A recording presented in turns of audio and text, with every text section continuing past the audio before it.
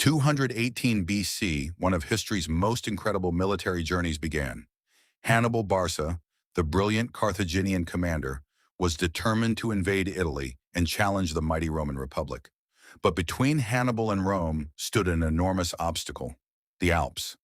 Instead of taking an easier route, Hannibal led his army toward the mountains, bringing tens of thousands of soldiers, cavalry, supplies, and war elephants with him.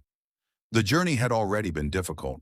His army had crossed rivers and fought its way through hostile territory, but the Alps would be far more dangerous.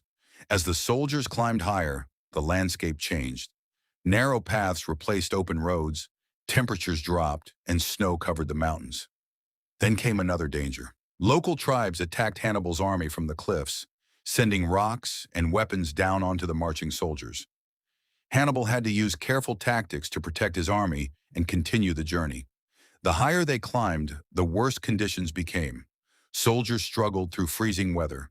Horses slipped on rocky paths, supplies were lost, and some men and animals died along the way. And then there were the elephants. Moving massive war elephants through narrow mountain passes was an extraordinary challenge. Yet Hannibal somehow kept many of them moving with the army. After days of exhausting travel, Hannibal finally reached the heights of the Alps. Below him was Italy. His army had survived one of the most dangerous journeys imaginable. But the descent was just as difficult. Steep paths, unstable rocks, snow, and exhaustion continued to slow the army. When Hannibal finally entered northern Italy, his forces were badly weakened. But they had achieved something Rome never expected. An army had crossed the Alps, and Hannibal was ready for war. Soon he would defeat Roman forces at battles such as Trebia, Lake Trasimene, and the legendary Battle of Cannae. His victories shocked Rome and made Hannibal one of the most feared commanders of the ancient world.